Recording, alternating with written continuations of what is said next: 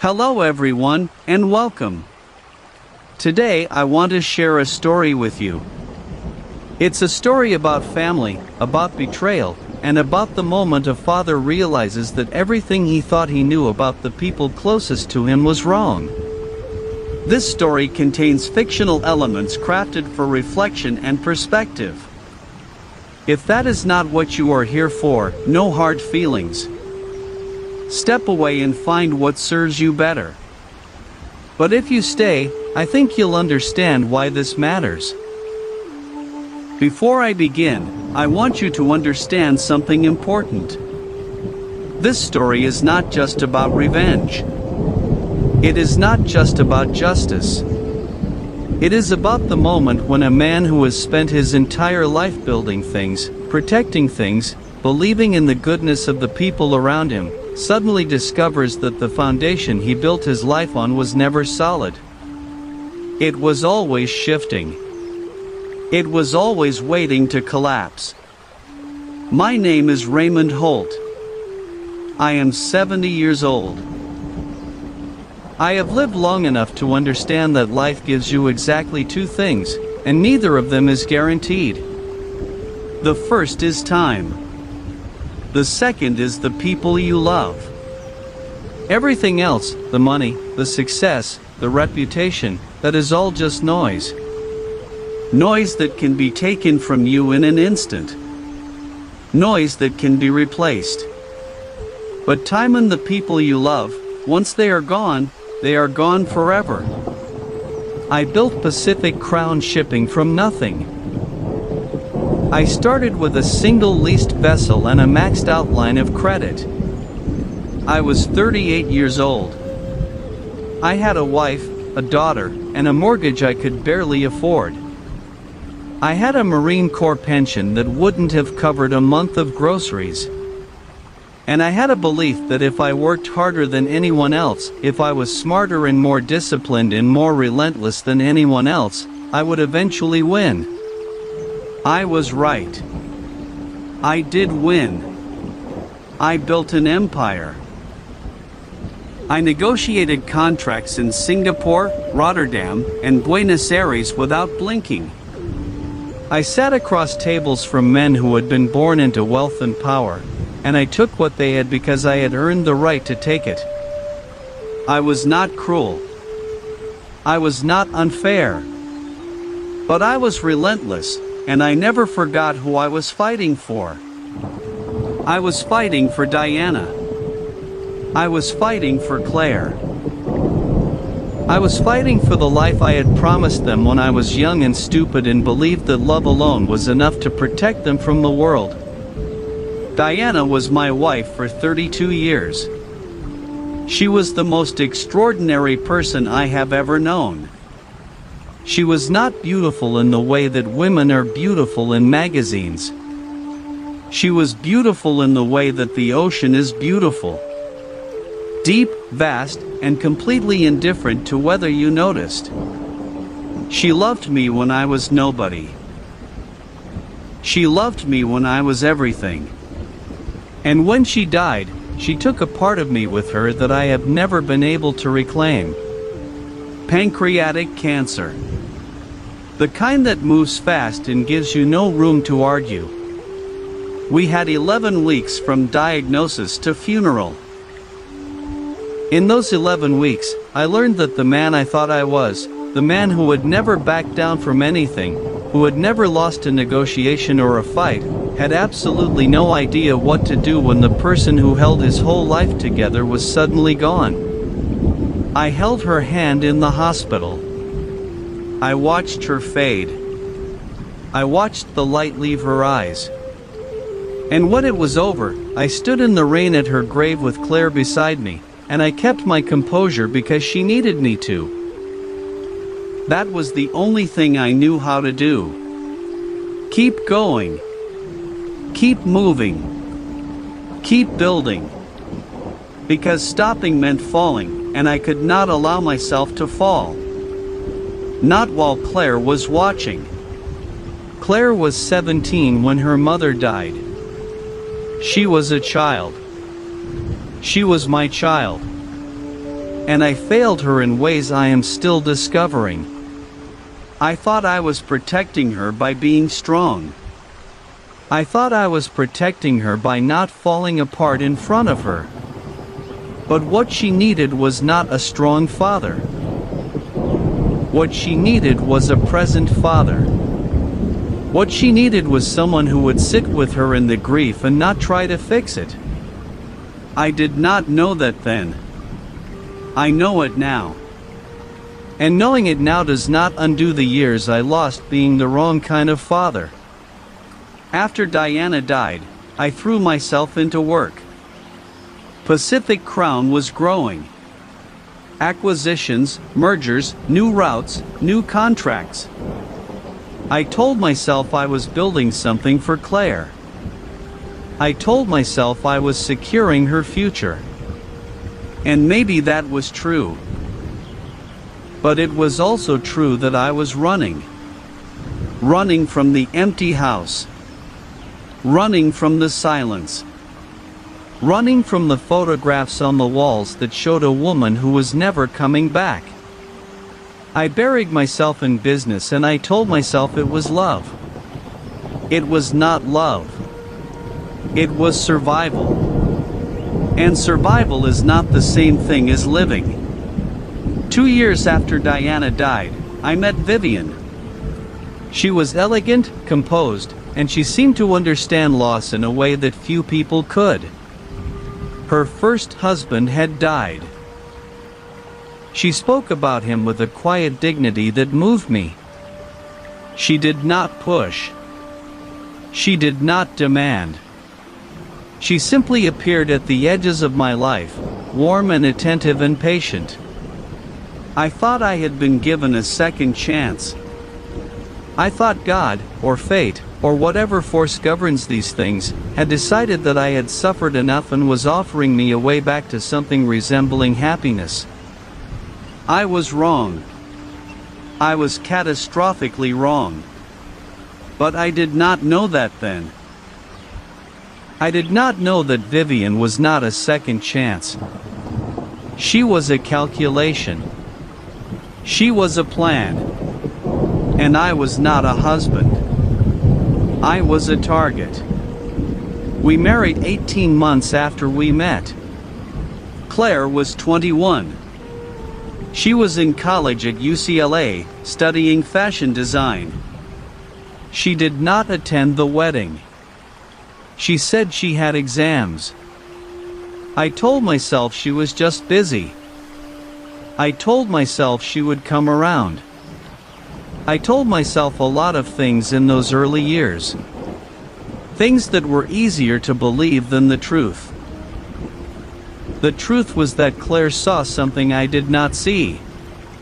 The truth was that Claire had been watching Vivian from the beginning, and what she saw made her uneasy. But she did not tell me. She did not want to be the daughter who accused her father's wife of something she could not prove. She did not want to be that person. So she stayed silent. And I stayed blind. The morning of Claire's birthday started like any other morning. I woke up at 5, as I always did. I walked out to the deck and looked at the ocean. The marine layer was burning off slowly. The water was gray and silver and calm. California in September has a particular quality of light. Sharp and golden. The way the light gets just before a season decides to change. I stood there for a long time, thinking about Diana. I always thought about Diana on the deck. She had loved this house. She had loved the ocean. She had loved the way the light moved across the water in the early morning, changing from gray to pink to gold. She used to say that the ocean was the only thing that could make her feel small in a good way. The only thing that reminded her that the world was bigger than her worries. I went inside and made coffee. Marcus arrived at 6:30. He always arrived at 6:30. Marcus Webb had been with me for 11 years. We served together in the Marine Corps back when we were both young enough to believe we were invincible. He was the kind of man who anticipated problems before they happened, which made him invaluable in business and occasionally exhausting in everyday life. "You're wearing that jacket," he said when I came downstairs. I looked down at the jacket. Olive green, slightly frayed at the left cuff. The collar soft from years of wear. I bought it at a surplus store in Oceanside when I was 26 years old, 3 weeks after my first discharge from active duty. I had been wearing it ever since, on days that mattered to me privately. "I am wearing this jacket," I confirmed. Marcus pressed his lips together in that way he had, the expression of a man choosing his battles carefully. "You have a Hugo Boss in the closet. 3 of them. I'm aware. You have a closet the size of a small apartment. Also aware." He shook his head, but he smiled. That was the thing about Marcus. He always smiled eventually. "What time are you heading to LA?" 9. "Claire's lunch break is at noon. I want to be there when she walks out of that design room. You know she's going to tell you that you embarrassed her." "She's going to say exactly that," I agreed. "And then she's going to put those sunflowers in a coffee mug on her desk and keep them there until every last petal falls off." That's what she did the last time. Marcus laughed at that. A real laugh. The kind that came from knowing someone well enough to picture the exact scene. And he was right. He was almost always right about Claire, which was one of the reasons I trusted him with things I trusted very few people with. I stopped at a street vendor on Wilshire Boulevard on my way to the Era building. The vendor was an older man with weathered hands and a kind face. He had a cart full of sunflowers. Bright yellow, wrapped in brown paper. $12 a bunch. I bought 2 bunches. 24 stems. He looked surprised when I did not haggle. People in this part of Los Angeles always haggle. But I was in a hurry. And besides, my daughter loved sunflowers. She had loved them since she was 4 years old, when her mother planted a row of them along the back fence of our old house in Pasadena. Claire used to stand on her tiptoes to reach the lowest blooms, her small fingers careful, like a surgeon's, around the petals. Her mother's name was Diana. She died 6 years ago. I still thought about her every day. The Era building was on South Grand Avenue. A glass and steel structure that caught the morning sun at an angle that made it look like it was on fire from a distance. I found a parking spot 2 blocks south and walked with the sunflowers tucked under my arm. The September air was warm against my face. The lobby had a security desk. A young man in a blue blazer looked up when I pushed through the glass doors. "Good morning, sir. Do you have an appointment?" "I'm here to see Claire Holt in the design department. I'm her father." He checked his screen. "I don't see a visitor registration for you, Mr. Holt." "Raymond Holt." I said it the way I said most things. Quietly, without particular emphasis. "It's a surprise visit. Her birthday." The young man softened slightly. "The way people do when birthdays are mentioned." He reached for the visitor log. "I'll need to issue you a temporary badge and call up to the department too, of course." I set the sunflowers on the counter and signed where he pointed. Completely ordinary. Completely unremarkable. An older man in a worn olive jacket, carrying flowers, waiting for a visitor badge to see his daughter on her birthday. I rode the elevator to the 4th floor. The hallway was bright and open. The walls hung with photographs of runway shows and fabric samples in colors that made me think of Diana's garden. The design department was at the end of the hall, behind a set of frosted glass doors. I could hear voices before I reached them. I slowed. One voice was sharp and carrying. The kind of voice trained to project across a room. The other was quieter. Much quieter. I recognized the quieter one immediately. The way a father always recognizes his child's voice. Not just the sound of it, but the particular quality of restraint in it. The sound of someone holding something painful very still inside their chest. I stopped 3 feet from the frosted glass doors. Through the translucent panel, I could make out shapes. Movement. Color.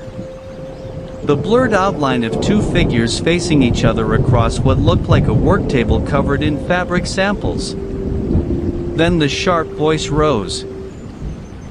Clear enough now that every word reached me in the hallway like something thrown. "Look at yourself." The voice was low and precise. The kind of voice that does not need volume to cut. A broke little nobody from nowhere. "And you actually thought you had the right to touch this collection? How dare a filthy little rat like you touch my things?" A short, contemptuous laugh followed. "You're an intern. You fetch coffee and you steam fabric and you stay invisible. That's your lane. Don't ever forget it." My hand tightened around the sunflower stems. The paper crinkled softly. Through the frosted glass, I watched the blurred outline of my daughter's shoulders draw inward. Just slightly. The way a person's body moves when it is absorbing a blow it refuses to show on its face. She did not answer. She did not walk away. She stood there and took it. I moved to the narrow gap between the doorframe and the frosted panel. The one place where the glass gave way to clear air. I leaned in just enough to see. And I turned to look at the person screaming at her. My blood boiled. Because that person was my wife. Vivian stood on the far side of a wide work table covered in fabric swatches and design boards. She was dressed the way she always dressed for what she called her cultural engagements. A cream silk blouse. Tailored charcoal slacks. Her dark hair pinned back with the kind of effortless precision that took considerable effort. She held a leather portfolio in one hand, and as I watched, she dropped it onto the work table with a deliberate crack that made the fabric samples scatter. "Pick those up," she said. Her voice was conversational. Almost pleasant. "Every single page. On your knees." Claire stood on the near side of the table. From my angle, I could see her in profile. Her jaw set. Her hands trembling slightly at her sides. Her eyes bright with something she was fighting very hard to keep inside. She went down to her knees on the polished floor. She picked up each page carefully, one by one. Her shoulders shaking. Tears falling silently onto the back of her hands. She was sobbing. Not loudly. Not dramatically, but the way a person sobs when they have decided that no one in that room deserves to hear the full sound of it. Something in my chest did not tear. It shattered. Standing next to Vivian, arms crossed, wearing an expression of elaborate boredom, was her daughter, Cassandra Marsh. 28 years old. Long-legged, with her mother's dark hair and none of her mother's surface polish. Where Vivian's cruelty was refrigerated and precise, Cassandra's was warm and almost playful. The way a cat is playful with something it has already decided to destroy. "Mom, she's so slow," Cassandra said, examining her nails. "Honestly, they really will hire anyone these days." Cassandra. Vivian's tone held a mild correction. The kind of person uses when they want to appear reasonable in front of witnesses. There were two other people in the room. Junior staff members standing near the far wall. Both young. Both studying the floor with the concentrated intensity of people who have decided that whatever is happening in front of them is absolutely none of their business. Claire straightened up.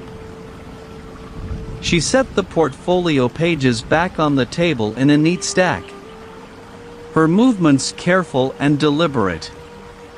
A small muscle jumped in her jaw. That was the only visible sign. "Mrs. Holt," she said. Her voice was steady. Hearing my daughter call my wife Mrs. Holt in that careful, neutral tone felt like swallowing something with a sharp edge. "If there is an issue with the collection pieces you requested, I can connect you with the senior account manager.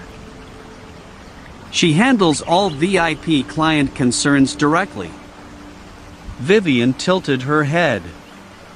The small smile that crossed her face was one I recognized. I had seen it across dinner tables and in car rides and in the particular silence of rooms where Vivian had just won something. "An issue?" she repeated. "Yes, sweetheart. There is an issue." She reached out and lifted one of the fabric samples from the table. A piece of ivory silk that Claire had clearly been working with. Pinned and marked with small tailor's notations. Vivian held it up briefly, then let it drop. "The issue is that someone with your background shouldn't be handling pieces from this collection at all. Do you understand what this fabric costs? Do you have any idea what circle of people this collection is designed for?" "I'm familiar with the collection," Claire said. Still steady.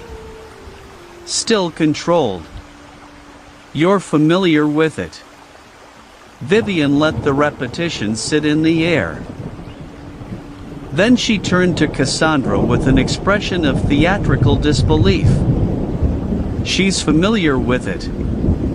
Cassandra laughed. It was a bright, pretty sound that had nothing kind inside it. "Where did you even go to school?" she asked, looking at Claire with the frank curiosity of someone examining an unusual insect. "Like, what's your actual background? Because I'm looking at you and I genuinely cannot figure out how you got past the front desk of this building, let alone into the design room." Claire looked at Cassandra directly for the first time. "UCLA," she said. "Fashion design. Graduated with honors." "UCLA." Cassandra nodded slowly, as if processing information that confirmed something she had already suspected. "Right. Okay. So a state school. That tracks." "Cassandra." Vivian said her daughter's name again. The same mild corrective tone. But her eyes were bright. She was enjoying this. She was enjoying every second of this. And the enjoyment was the kind that comes from having planned something carefully and watching it unfold exactly on schedule. That was when the second thing hit me. Harder than the first. Vivian had known. She had known Claire worked at Era. She had known which department. She had known exactly which floor, which room, which table. She was here as a VIP client. She had appointments. She had a portfolio.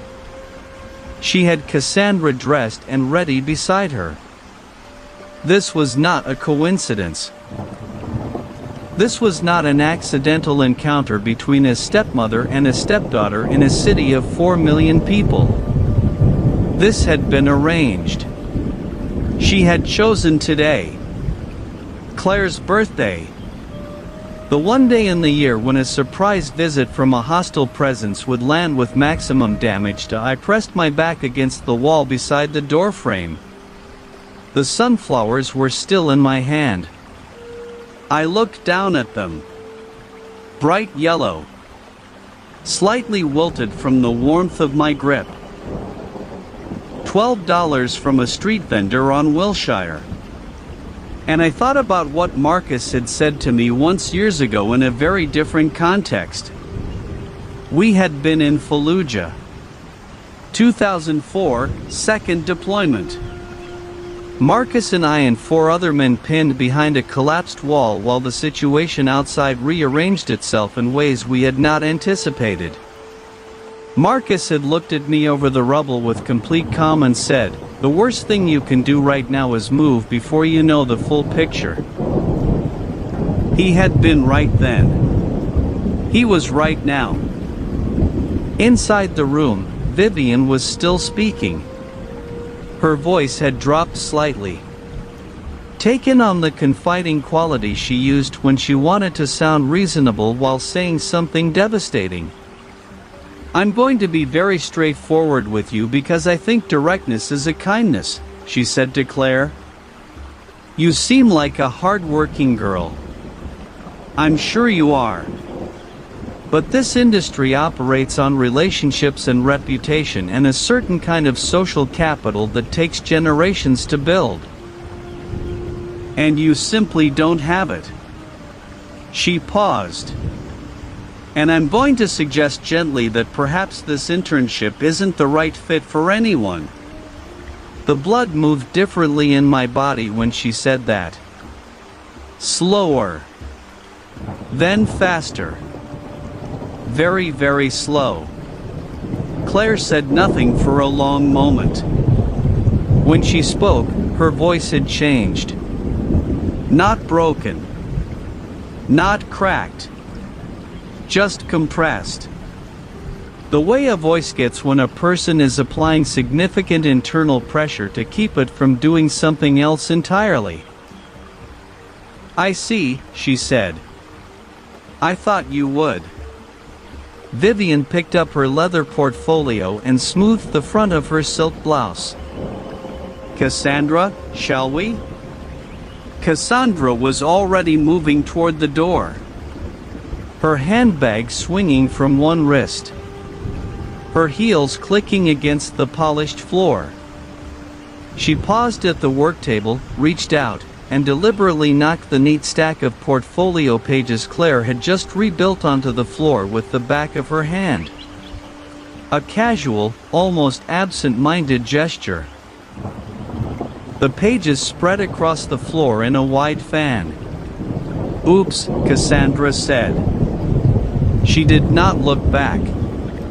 I moved. Not toward the door. Away from it. Down the hallway. Around the corner. Out of the line of sight. I pressed myself against the wall of an alcove that held a water fountain and a rack of coat hooks. And I stood there while the frosted glass door swung open, and Vivian and Cassandra walked past, not 8 feet from where I was standing. I heard Vivian's heels on the floor. I heard Cassandra's voice. "Honestly, Mom, the look on her face, and then Vivian's low response. Something I could not make out. And then both of them were in the elevator and the doors were closing and the hallway was quiet. I waited 30 seconds. Then I walked back to the corner and looked down toward the design room. Through the frosted glass, I could see the blurred shape of my daughter alone, crouched on the floor, picking up the pages for the second time. The two junior staff members had disappeared. No one had stayed. No one had helped. I watched my daughter collect those pages by herself. Her movements slower now that there was no one watching her perform composure for. And something settled into place in my chest. Not rage. Not yet. Something colder and more permanent than rage. A decision. I turned and walked to the elevator. I pressed the button for the lobby. When the doors opened on the ground floor, I walked to the security desk, returned my visitor badge to the young man in the blue blazer, thanked him for his time, and walked out through the glass doors into the California September sunshine. I stood on the sidewalk on South Grand Avenue. I looked at the sunflowers in my hand. Then I took my phone from my jacket pocket and called Marcus. He picked up on the second ring. "How'd she like the flowers?" he said. "She didn't get them," I said. "Marcus, I need you to pull everything we have on Era Fashion Group. Ownership structure, board composition, current shareholders, outstanding debt obligations. Everything." A pause. 2 seconds. Marcus had known me for 30 years. He understood the difference between a task and a mission. "How fast?" he said. "Yesterday," I said. Another pause. Shorter this time. "Raymond, what happened?" I looked up at the Era building. Glass and steel catching the morning sun. Looking from down here like it was made of pure light. "I'll tell you when I'm in the car," I said. "And Marcus, I need you to find out how long Vivian has known that Claire works here. Not when she found out. How long she has known and chosen not to tell me." The silence on the other end of the line had a specific texture. The texture of a man recalibrating everything he thought he understood about a situation. "I'll start making calls," Marcus said quietly. "Good," I said. I put the phone in my pocket. I looked at the sunflowers one more time. Then I set them against the base of the building. Propped against the glass. Bright yellow against the steel gray of the facade. And I walked to my car. Claire would get her flowers. Just not today. Today was for something else entirely. This is the end of part 1. If you have been moved by this story, if it has made you think about the people you trust and the things you might be missing, please leave a comment below. I read every single one. Share this with someone who needs to hear it. And subscribe so you never miss what comes next.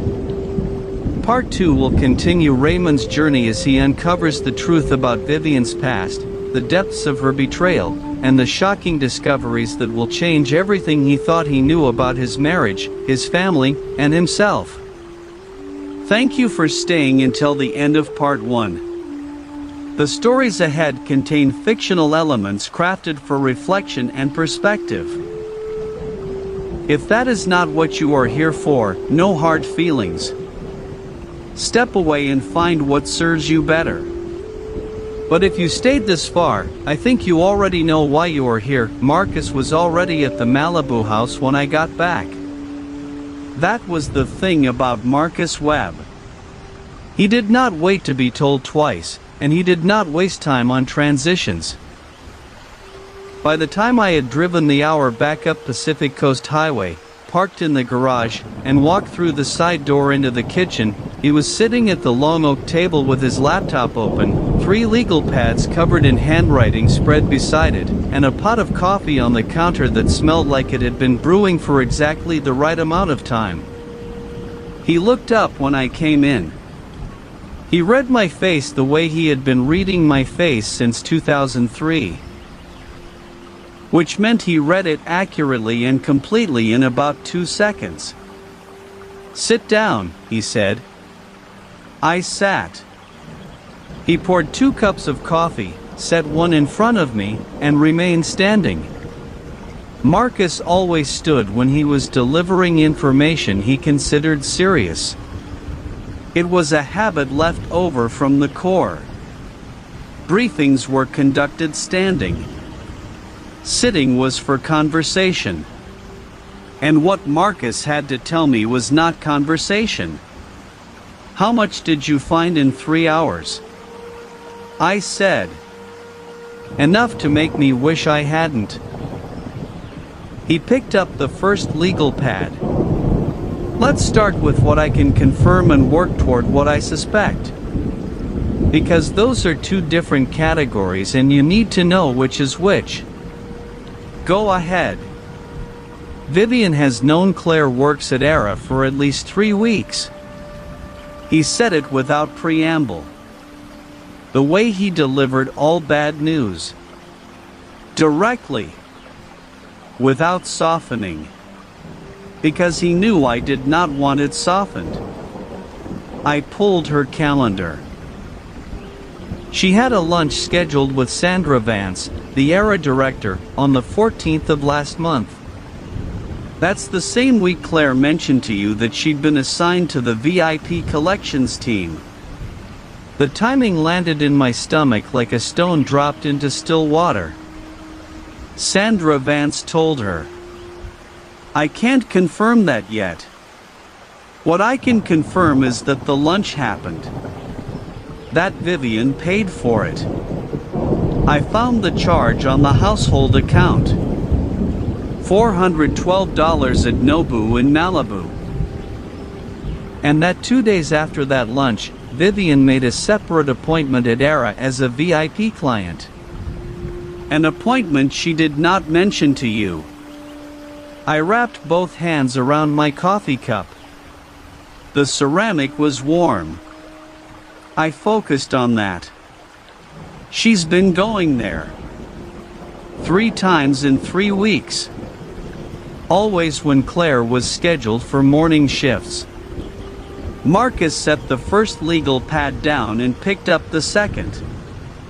"Now, here's where it moves from confirmed to suspected. And I want you to stay with me on the distinction because it matters." He looked at me over the top of his reading glasses. He had started wearing reading glasses 2 years ago and still seemed faintly annoyed by their existence. "I started pulling the household financials this afternoon. Full picture. Every account Vivian has access to." He turned the legal pad around and slid it across the table toward me. I looked at the numbers. Then I looked at them again because the first look did not quite produce a coherent response in my brain. "Walk me through it," I said. "Over the past 22 months, starting approximately 8 months after the wedding, there have been systematic transfers out of the household operating account." Marcus pointed to a column of figures on the left side of the page. Each one individually is under the threshold that would trigger an automatic review. 10,000 here. 8,000 there.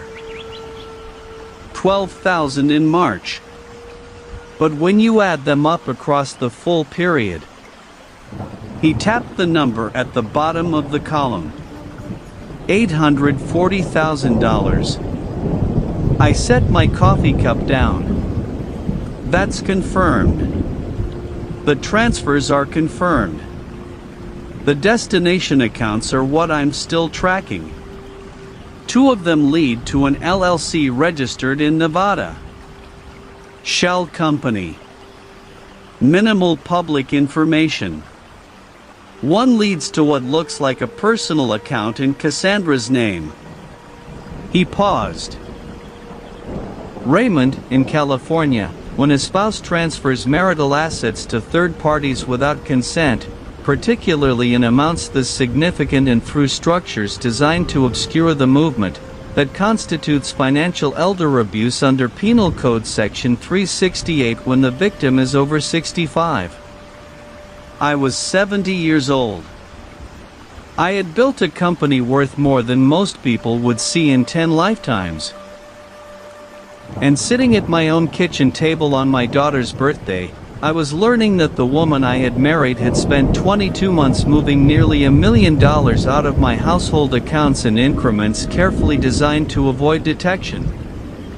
She knew the threshold, I said. She knew the threshold. Whoever advised her on the transfer amounts knew exactly what they were doing. Which brings me to the third thing. He picked up the third legal pad. His voice had changed slightly. Flatter. More careful. The tone he used when he was about to say something he personally found difficult. I ran a background check on Derek Sloan. Derek Sloan was my attorney. Had been for 4 years. Estate planning. Corporate structure. The kind of deeply personal legal work that requires a level of trust that takes years to build. He had drafted my original will. He had overseen the restructuring of Pacific Crown Shipping's asset holdings after Diana died. I had sent him a bottle of scotch last Christmas. Tell me, I said.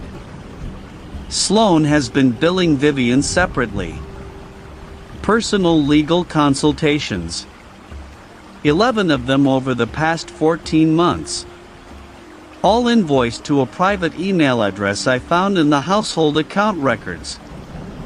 She paid him directly. Raymond, not through any shared account. Through a personal card she's been running parallel to the household finances. Marcus met my eyes. I don't have the content of those consultations yet, but I can tell you that the billing codes Sloan uses for estate planning work are different from the codes he used for these sessions. These were coded as, he checked his notes, document preparation and revision services. Document preparation and revision. I understood what that meant. In the language of estate law, document preparation meant one thing above everything else. He's been helping her draft something. I said. That's what I believe. Yes. A new will. Marcus didn't answer immediately. He picked up his coffee, drank, set it down. When he spoke, his voice was level and very quiet. I think so. I think they've been working on it for over a year. And I think the reason it hasn't been executed yet is because your signature is required and you haven't provided it. He stopped. And they needed me to be in a condition where providing it wouldn't require much convincing. I finished. He nodded once. I stood up from the table. I walked to the window that faced the ocean. From the kitchen, you could see a narrow strip of Pacific between the neighbor's roof and the line of cypress trees along the property edge. Just a slice of gray-green water catching the late afternoon light. I stood there and looked at it for a moment. 22 months. Nearly 2 years. While I had been sitting across dinner tables from this woman, while I had been sleeping in the same house, while I had been trusting the attorney who drafted my daughter's inheritance, this architecture had been being built around me piece by piece, designed to leave Claire with nothing. "There's one more thing," Marcus said behind me. His voice had gone quieter still. "And this one I want you to hear carefully because it's not confirmed and I need another day to verify it." I turned around. Marcus was standing with both hands flat on the table, looking at me with an expression I had not seen on his face in a very long time. Not since Fallujah. The expression of a man who has seen something he cannot unsee and is working out how to tell you about it in a way that doesn't break something permanently. "Your blood work," he said, "from the physical you had in July. I pulled the results from your patient portal. You gave me access 2 years ago for insurance purposes. Remember?" I remember. Your July numbers showed elevated markers for something your doctor attributed to fatigue and age-related changes. He picked up his phone, turned it to face me, showed me a screenshot of a medical reference page. "Raymond, those specific markers and that specific combination can also present as a result of prolonged low-dose exposure to a class of sedative compounds. The kind that don't show up unless you're specifically testing for them." He set the phone down. "I'm not a doctor. I want to be clear about that. But I made a call this afternoon to a toxicologist I know in San Diego. He's agreed to review your July results tonight as a personal favor." "We'll know more tomorrow morning." The kitchen was very quiet. Outside, a gull called once over the water and then went silent. I thought about the evenings. The glass of red wine Vivian poured for me every night at 7. Always from the same bottle she opened herself. Always handed to me directly. Always with the same small domestic gesture. Her hand covering mine briefly as she passed the glass. The way a wife does. The way a person does when they want you to feel that you are cared for. I thought about the tiredness. The way I had put it down to age, to grief, to the ordinary weight of being 70 years old with a complicated life. I thought about my hands. The slight tremor I had noticed in the mornings.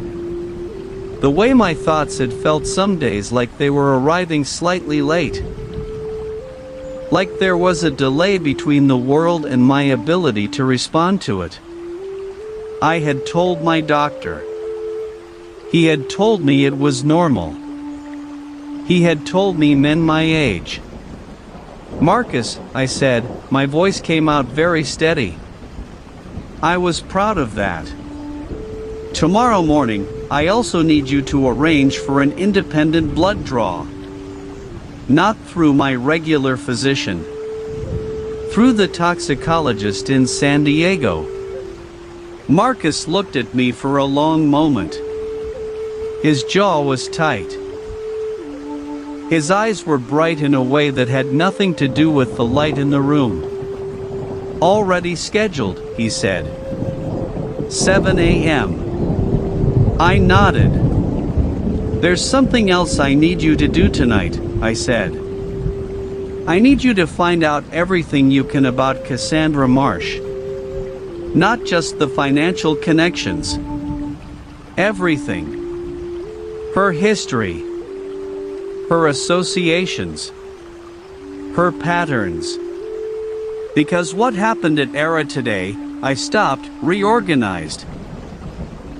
I watched Vivian with Cassandra today, Marcus, and I've watched them together for 2 years. Vivian is not the architect of this. She's disciplined. She's patient. She's capable of sustained deception. I know that now. But what I saw today had a different quality. The dropped portfolio. The timing. The appointment on Claire's birthday specifically. I shook my head. That level of deliberate cruelty isn't Vivian. Vivian is cold. What I saw today was something that enjoyed itself. Marcus was quiet for a moment. You think Cassandra is running it? I think Cassandra has been running it from the beginning. I said. And I think Vivian may not fully understand what she's involved in. I didn't say what I was also thinking. That even if that were true, it changed nothing about what had to happen next. Understanding and innocence were two different things, and Vivian had made her choices with full awareness of what those choices meant for my daughter. I picked up my coffee cup. It had gone cold. One more thing, I said. Find Janet. Marcus frowned slightly. You're Janet. Janet Morse. She's been my executive assistant for 12 years, I said. She knows my schedule, my accounts, my legal contacts. She knows when I'm in Malibu and when I'm in the city. She knows things about my calendar and my professional life that very few other people know. I paused. She also knows Vivian. And Cassandra has been in my office 3 times in the past year. Always unannounced. Always when Janet was the only staff present. Marcus went very still. I'm not accusing Janet of anything, I said. She has given me 12 years of complete loyalty, and I am not going to dishonor that without evidence. But I need to know if anyone has been pressuring her. I need to know if she's been put in an impossible position without my knowledge. I set the cold coffee down. Because if Cassandra Marsh has been using my own assistant against me, then the circle around Claire is tighter than either of us realized. Marcus picked up his pen. He wrote Janet Morse at the top of the 3rd legal pad and underlined it twice. I'll find out, he said. Outside, the last of the September light was leaving the water. The ocean went from gray-green to the color of old pewter, and then darker. And the cypress trees became black shapes against a sky that was bleeding from orange into deep blue at the edges. My daughter was 23 years old today. She had spent her birthday being humiliated in her own workplace by my wife. And she had not called me because she never called me with problems she thought she could carry alone. She got that from her mother. She got everything good from her mother. I picked up my phone and sent Claire a text. Simple. 4 words. Happy birthday, sweetheart. I love you. She replied in 40 seconds. A single sunflower emoji and 3 words. Love you, Dad. I put the phone in my pocket and looked at Marcus across the kitchen table. At the 3 legal pads covered in numbers and names and the beginning of everything I was going to have to do to protect what Diana and I had built for our daughter. Get some sleep when you can, I told him. Tomorrow is going to be a long day. Marcus picked up his pen again. Tomorrow, he said, is going to be a long everything. I did not sleep. That was not unusual for me. I had not been a consistent sleeper since Diana died. And in the years before that, the Marine Corps had trained whatever romantic notions I might have had about rest right out of my system. But this particular sleeplessness was different from the ordinary kind. It was not the restlessness of grief or the hypervigilance of old combat instincts. It was the sleeplessness of a man sitting very still in a dark room, turning something over and over in his mind until he understood its every surface. I sat in the study until 4 in the morning. The house was quiet around me. Vivian had come home at 9:30. I heard her car in the drive. Heard her heels on the hardwood in the foyer. Heard her pause outside the study door for exactly 3 seconds before continuing down the hall to the bedroom. She did not knock. She had learned early in our marriage that when the study door was closed, I was working and I did not want to be interrupted. It had seemed at the time like a sign of respect for my boundaries. Sitting in the dark at 4 in the morning, I understood it differently. She didn't knock because she didn't want to know what I was doing. At 6:15, I drove myself to the clinic in San Diego. Marcus had arranged everything through his toxicologist contact, a man named Dr. Gerald Hatch, who had spent 20 years doing forensic work for the California Department of Justice before going into private practice. The clinic was small, unmarked, tucked between a dental office and a dry cleaner on a side street in Hillcrest. Dr. Hatch met me at the door himself. He was a compact man in his late 60s, gray-haired, with the precise economical movements of someone who had spent decades handling things that required care. He shook my hand, showed me into a room that smelled like antiseptic and fresh coffee, and drew the blood himself without small talk, which I appreciated. "Marcus told me what we're looking for," he said, labeling the vials with neat block letters. "I'm going to run a full tox panel with specific attention to benzodiazepine metabolites and compounds in the Z-drug family. Those are the sedative classes most likely to produce the symptom profile you described. The fatigue, the cognitive delay, the fine motor disruption in the mornings." He looked at me directly. "If there's something there, I'll find it. Results by early afternoon." "What's the detection window?" I asked.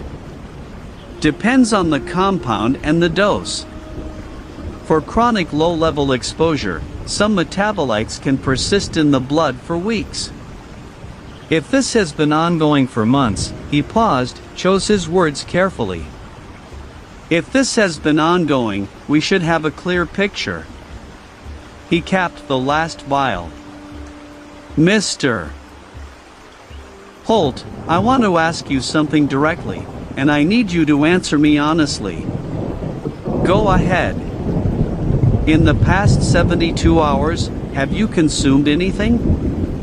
Food, drink, medication that you believe may have been prepared or handled by the person you suspect?" I thought about last night. Vivian coming home at 9:30. The sound of her in the kitchen. Brief. Maybe 10 minutes. The glass of water that had been sitting on my desk when I came out of the study at midnight. The one I had assumed Mrs. Garcia, our housekeeper, had left before she went home. I had drunk that water. "Possibly," I said. Dr. Hatch nodded, his expression unchanged. "Then we're going to run the panel twice. Once on this draw and once on a second draw in 48 hours. Comparison gives us a cleaner picture of ongoing exposure versus historical." He picked up the vials. "I'll call Marcus when I have something." I drove back up the coast. The morning was clear and cold, the way September mornings in California sometimes are. The marine layer burning off slowly. The ocean the color of hammered silver. I had the windows down. I needed the air. My phone rang at 8:47. I didn't recognize the number. I almost didn't answer. But something, the same instinct that had kept me alive through 2 deployments and 30 years of business negotiations, made me pick up. Mr. Holt. The voice was young, female, slightly breathless. My name is Ashley. I'm a nurse at Cedars-Sinai Medical Center in Los Angeles. I'm calling about your daughter, Claire Holt. She's been listed as your contact in our system. My hand tightened on the steering wheel so hard I felt the seams of the leather against my palm. Is she alive? I said. A half-second pause. Yes, sir. She's alive. She's conscious and she's stable. But she was brought in about 40 minutes ago following a vehicle collision on Bunker Hill Drive. And the attending physician? I had already taken the next exit off PCH. I do not remember much about the drive to Cedars-Sinai. I remember that I called Marcus from the car and that my voice was very controlled when I told him what the nurse had said. And I remember that Marcus said something short and urgent and that by the time I arrived at the hospital, he was already in the parking structure waiting for me. I remember the smell of the emergency department. That specific combination of antiseptic and recycled air.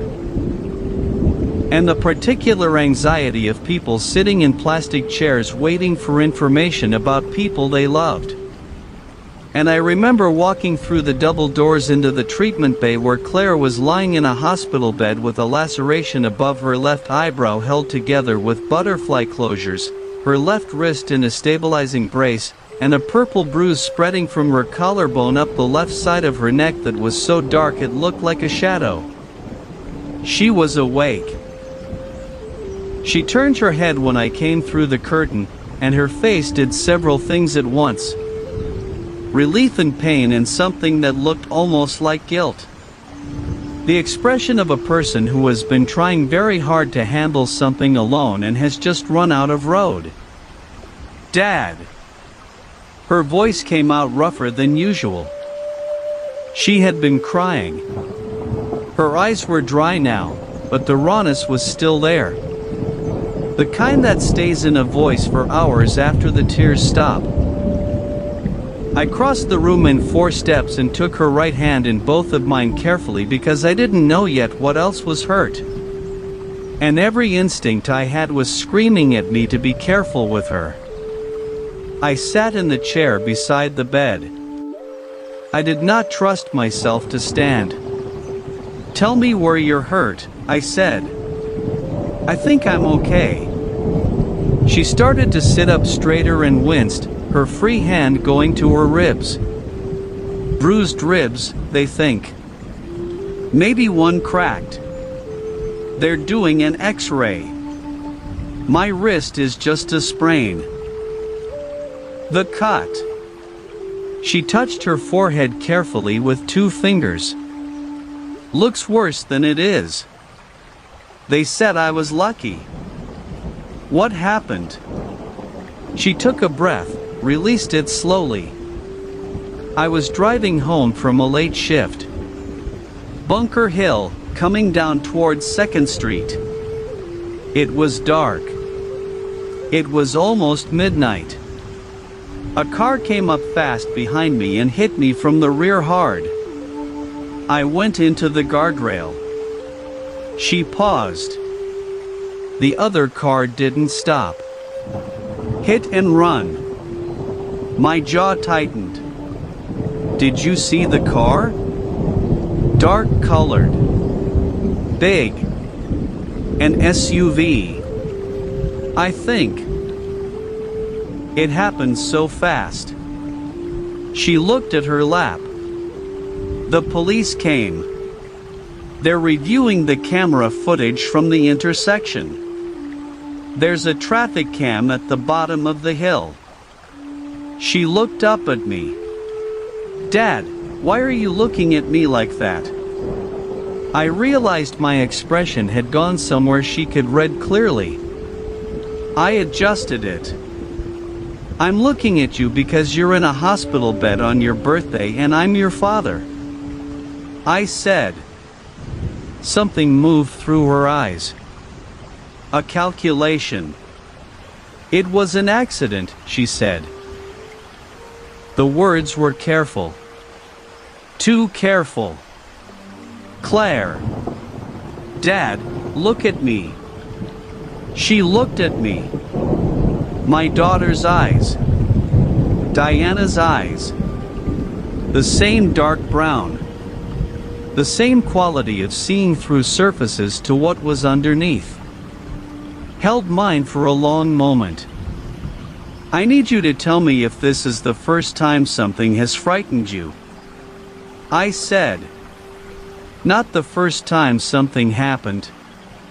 The first time you were frightened. Her chin moved just slightly. The way it moved when she was a child trying not to cry in front of people. It's not the first time, she said quietly. There have been other things. Small things. My laptop went missing from my apartment 2 weeks ago. I thought I'd left it at work. A week before that, someone keyed my car in the Era parking structure. And there was, she stopped, her jaw set. 3 days ago, someone called the HR department and reported me for stealing design materials. The report was anonymous. Sandra Vance called me into her office. I thought I was going to be fired. Her voice dropped lower. I didn't tell you because I thought I was being paranoid. I thought these were separate things. She was not being paranoid. These were not separate things.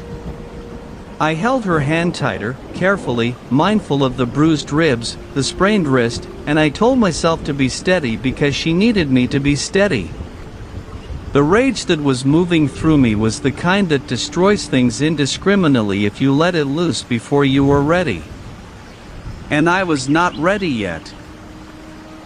I needed to be ready before I moved. Listen to me, I said. My voice came out the way I needed it to. Level. Certain. I need you to stay here tonight. And tomorrow, you're not going back to your apartment. She frowned. Dad, I can't just. The Malibu house has a guest wing. You know the code. I held her gaze. Claire, I need you to trust me right now. Can you do that?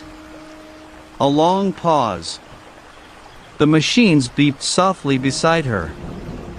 Down the hall, someone was speaking in low, urgent tones. Yes, she said finally. Okay. Yes. I squeezed her hand once and stood up. In the hallway, Marcus was waiting. Arms crossed. His back against the wall. And his face arranged into the particular blankness he used when he was controlling something very large and very ugly inside himself. Traffic cam footage, I said quietly. Bunker Hill and 2nd. Last night, between 11:40 and midnight. Already requested, he said. I called in a favor with someone in the LAPD traffic division. We'll have it this afternoon. The car was an SUV. Dark colored. I looked at him. Check it against any vehicles registered to or associated with Cassandra Marsh. Rentals, corporate accounts, anything. Marcus's jaw worked. Raymond, she was at Era yesterday morning. I said. 12 hours later, my daughter's car gets hit from behind on a dark street and the driver doesn't stop. I kept my voice very low, very flat. I want to know if those two things are connected before I draw any conclusions.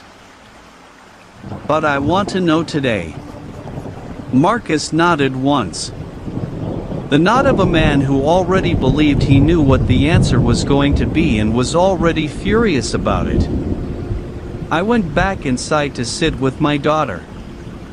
She had fallen asleep by the time I returned to her bedside.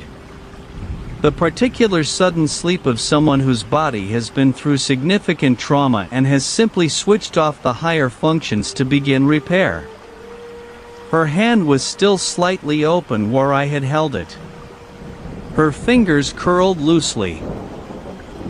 The bruise on her neck dark against the white of the hospital pillow. I sat beside her, and I did not move for 2 hours. I thought about Diana, planting sunflowers along a back fence in Pasadena. I thought about a small girl on her tiptoes, her fingers careful as a surgeon's around the petals.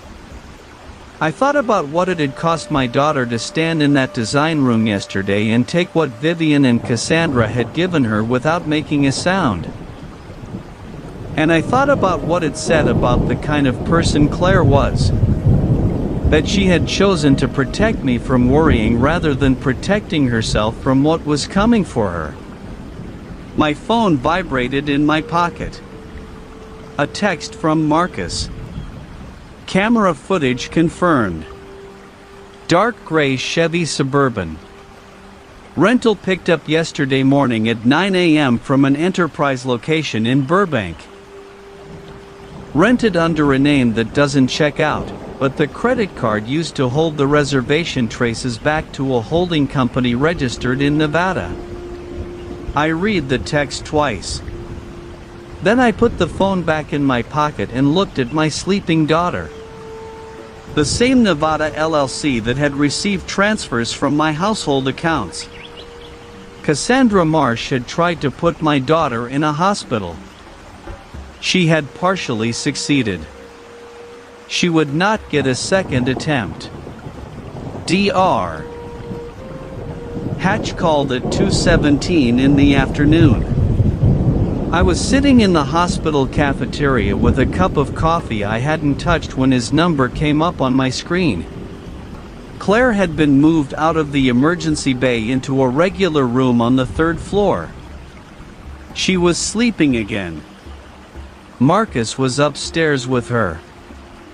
I had come down because the machines in her room made a sound every 40 seconds that I was finding difficult to sit next to without doing something I couldn't take back. Mr. Holt, Dr.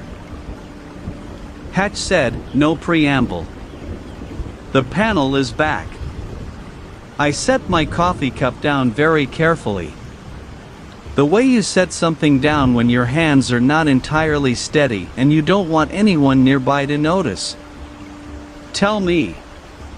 Temazepam. He said it's a benzodiazepine, a prescription sleep medication, scheduled for controlled substance under federal law. We found metabolites consistent with regular low-dose exposure over an extended period. Based on the concentration levels and the metabolite ratios, I'm estimating the exposure has been ongoing for somewhere between 4 and 8 months. A pause. Mr. Holt, this did not get into your system accidentally. The dosage pattern is too consistent for that. Someone has been administering this to you in small, regular amounts. Small enough that you wouldn't feel sedated. Large enough that over time it would produce exactly the symptoms you described. Fatigue, cognitive slowing, fine motor disruption in the mornings. The cafeteria hummed around me. Somewhere behind me, 2 nurses were discussing weekend plans. A child at the next table was arguing with his mother about a juice box. Completely ordinary. Completely indifferent to the fact that my world had just reorganized itself around a single word. Temazepam. What does prolonged low-dose exposure do to a person's decision-making capacity? I asked. Dr. Hatch was quiet for a moment. It degrades it, he said carefully. Not dramatically. Not in a way that would be obvious to outside observers or even to the person experiencing it.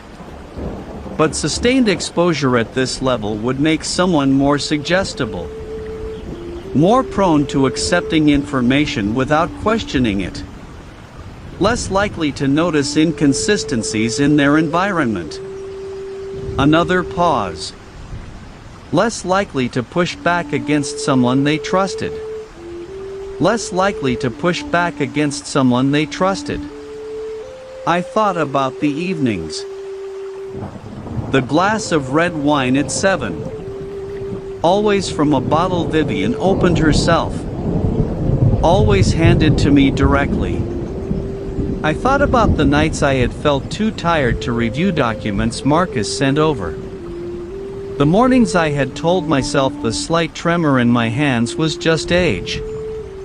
The conversations with Derek Sloan about estate planning, where I had found myself nodding at things I would normally have questioned.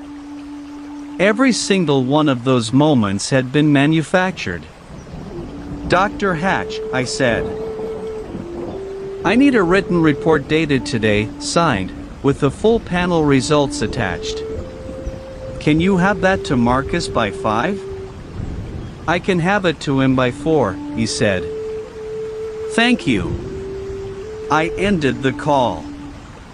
I sat with the dead phone in my hand for 30 seconds. Then I called Marcus. He picked up immediately. "I'm outside Claire's room. She's still sleeping." "Good. Stay with her." I kept my voice low and absolutely even. Hatch confirmed it. Temazepam. 4 to 8 months of regular exposure. He's sending the written report by 4. The silence on the other end lasted exactly 2 seconds. When Marcus spoke again, his voice had the particular flatness of a man applying maximum pressure to maximum fury. "Raymond, I know that's a felony. In California, administering a controlled substance to someone without their knowledge or consent, that's criminal poisoning under Penal Code 347. That's a state prison offense. I know what it is." I said, "Marcus, I need you to do 3 things right now while I come back upstairs." I stood up from the cafeteria table. "First, call our account manager at Pacific Crown and freeze every joint financial instrument Vivian has access to. Every household account. Every shared credit line. Everything. Do it now before 5. Before the business day closes. She cannot move another dollar." "Done," Marcus said. I heard him already moving. His footsteps quick in the hallway above me. "Second, I need you to find a family law attorney. Not Derek Sloan. Not anyone connected to my existing legal team. Someone clean. Someone Vivian has never heard of. I want a consultation tomorrow morning. I have someone in mind. Catherine Doyle. Beverly Hills. She handled the Reeves dissolution last year. 300 million in assets. Airtight prenup enforcement. She's the best in California for exactly this. Set it up." And the third thing. I stepped into the elevator. The doors closed. I watched the floor numbers rise. "Tonight," I said, "when Vivian comes home, I need you to make sure the wine is unavailable. Every bottle in that house. I don't care how you do it. Tell Mrs. Garcia we're having the cellar restocked. Tell her there's a delivery issue. I don't care what reason you give. I just need every bottle of red wine in that house to disappear before 7. A beat of silence. Then Marcus said very quietly, "So she doesn't realize you know." I need Janet's situation resolved. I need to know exactly what Cassandra has been running before I move. The elevator opened on the 3rd floor. If Vivian realizes I know too early, evidence disappears. Documents get destroyed. People get warned. I stepped out into the hallway. I have spent 30 years in business, Marcus. I did not build Pacific Crown by showing my hand before the deal was done. Marcus exhaled slowly. 3 days, he said. 3 days, I confirmed. I walked down the hallway toward Claire's room. Through the window in the door, I could see her still asleep. The bruise on her neck dark against the white pillow. Her left wrist resting carefully at her side. She looked young. She looked exactly like the 4-year-old girl who used to stand on her tiptoes to reach her mother's sunflowers. I pushed the door open quietly and sat down in the chair beside her bed. On my phone, I opened the message thread with Vivian. Her last text had come in at noon. A single line, breezy and unconcerned. Lunch at Shutters with Cass. Home by 7. Need anything from the market? I stared at that message for a long moment. Then I typed back. Nothing needed. See you tonight. I locked the screen and put the phone face down on my knee. 3 days. Then everything Vivian and Cassandra had built, every carefully arranged transfer, every quietly drafted document, every calculated cruelty delivered to my daughter in rooms I was not supposed to see, was going to come down around them in a place and at a time entirely of my choosing. They had spent months making me small. They had put my daughter in a hospital bed. They had made a significant miscalculation about what kind of man I was when I was paying attention. Janet Morse had worked for me since Claire was 11 years old. I want to put that number down clearly because it matters. 12 years. 12 years of 7 a.m. calls and last-minute schedule changes and confidential documents handled with the kind of discretion that you cannot train into a person. Either they have it or they don't. Janet had it. She had been my executive assistant through the Pacific Crown restructuring after Diana died, through 3 major acquisitions, through every private legal matter I had trusted Derek Sloan to handle. She knew my passwords. She knew my medical history. She knew that I kept a photograph of Diana in the bottom right drawer of my office desk and that I never discussed it with anyone. I called her at 4:30 from the hospital parking structure. She picked up on the first ring. Mr. Holt. Her voice was exactly as it always was. Efficient. Warm. Slightly formal in that particular way of people who have worked closely with someone for a long time and maintain the professional distance deliberately as a form of respect. Janet, I said, I need to see you. Not at the office. Somewhere private. A pause. 1 second. 2. In 12 years, Janet Morse had never paused before answering me. Of course, she said. 1 hour.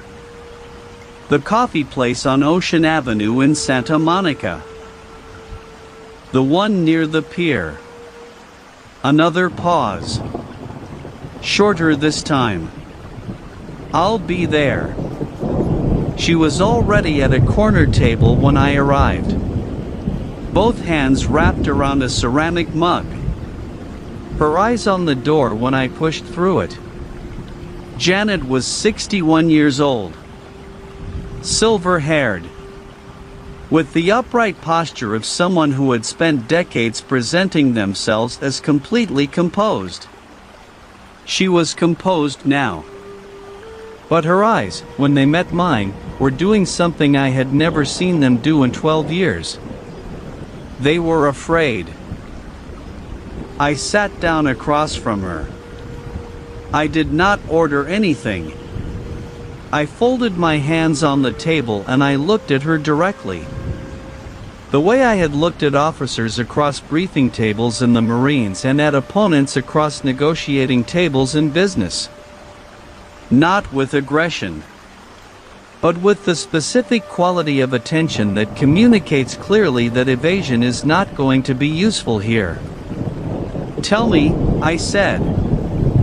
Janet's jaw tightened. She looked down at her coffee mug. Her fingers pressed white against the ceramic. When she looked back up, her eyes were bright and wet and furious. Furious at herself.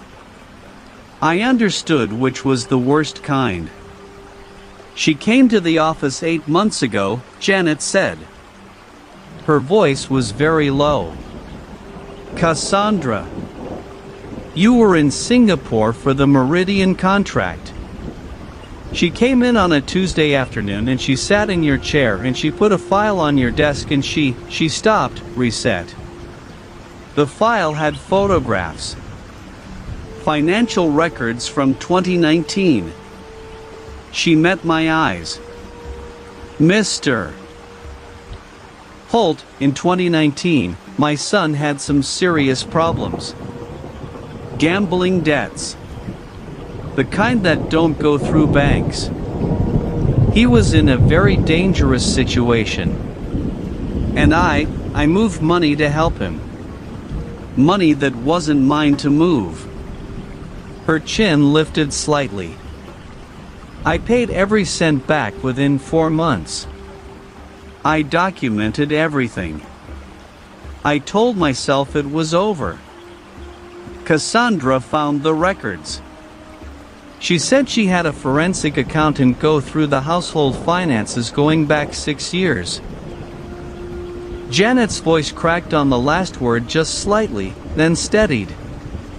She told me that if I didn't provide her with information about your schedule, your legal documents, your account access, she would send the 2019 records to the California Attorney General's office and to every business contact you have. She set her coffee mug down with a small, precise click. She told me she would destroy my son. His name. His career. Everything he'd rebuilt. Her eyes held mine.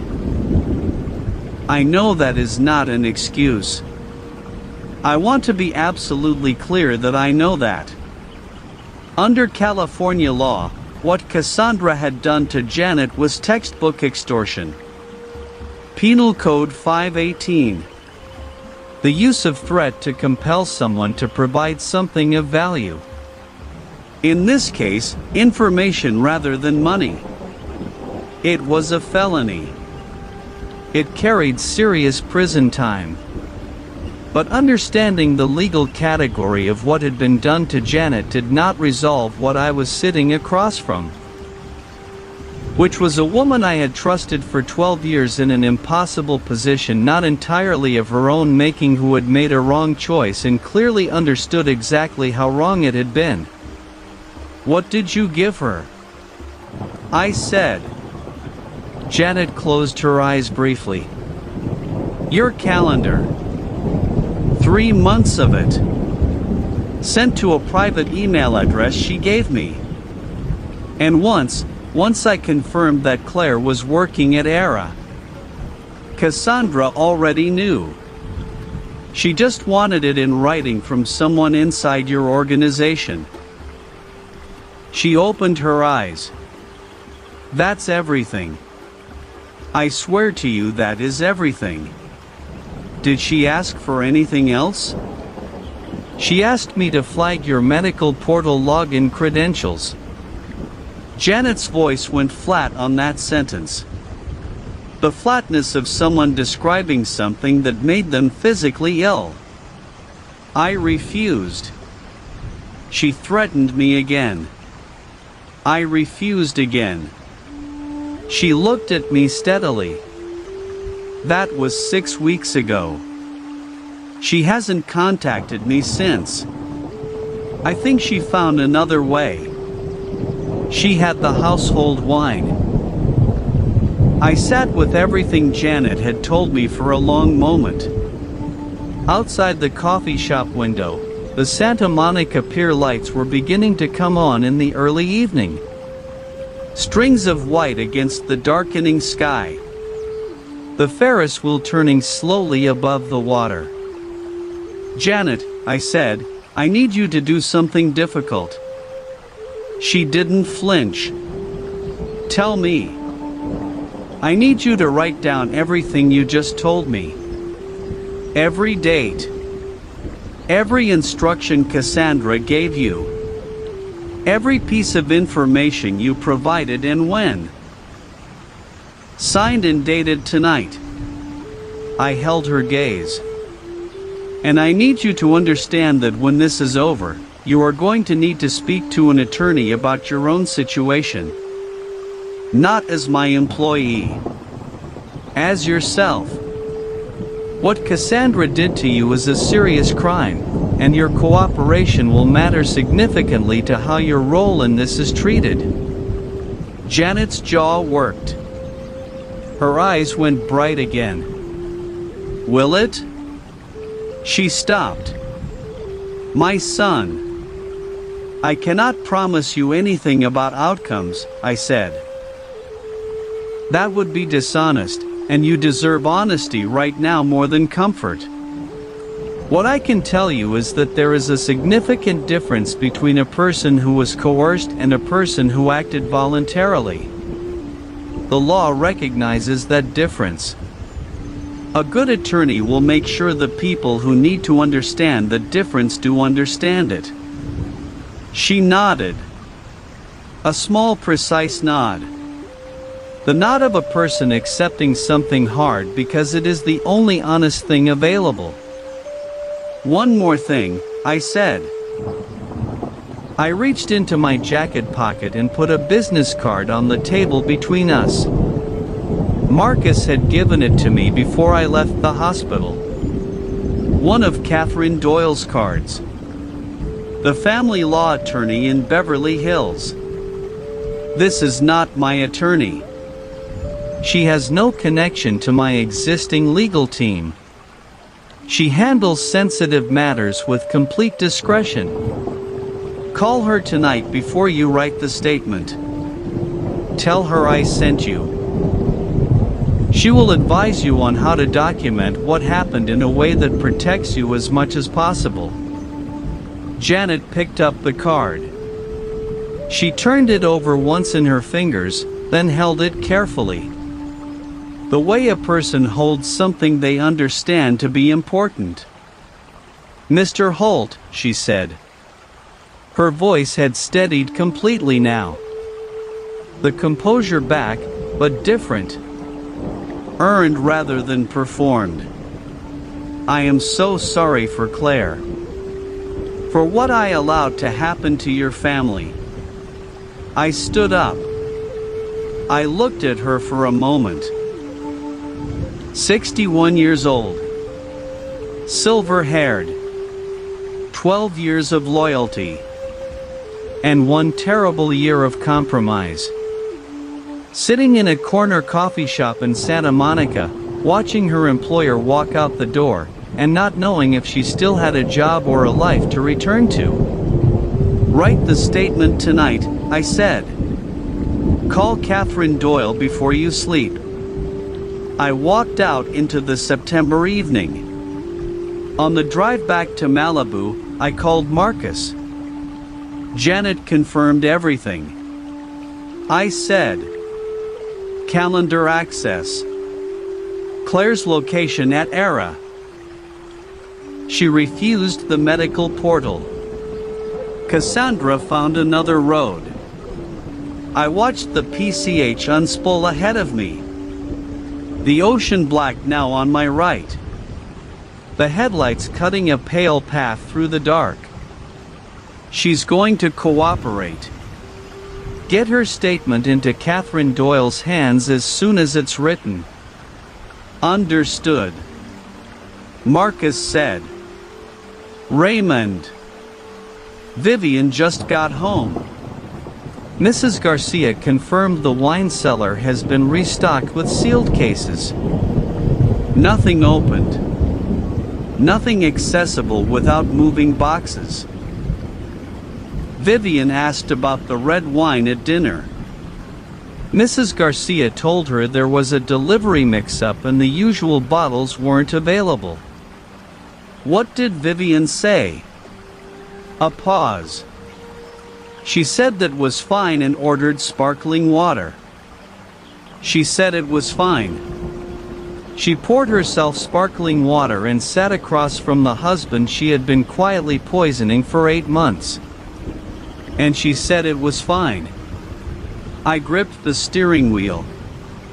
2 more days. Marcus came to the Malibu house at 7 the next morning with a manila envelope and the expression of a man who had not slept. I was already on the deck with coffee when I heard his car in the drive.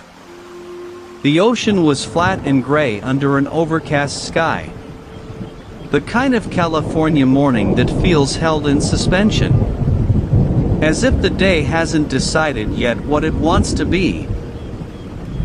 I heard the side door open, heard his footsteps through the kitchen, and then he was standing in the deck doorway with the envelope in one hand and his coffee in the other, and his jaw set in the particular way that meant what he was carrying was worse than he had expected. Sit down, I said. I've been sitting all night, he said. He crossed to the deck railing and stood with his back to the ocean and put the envelope on the table between us.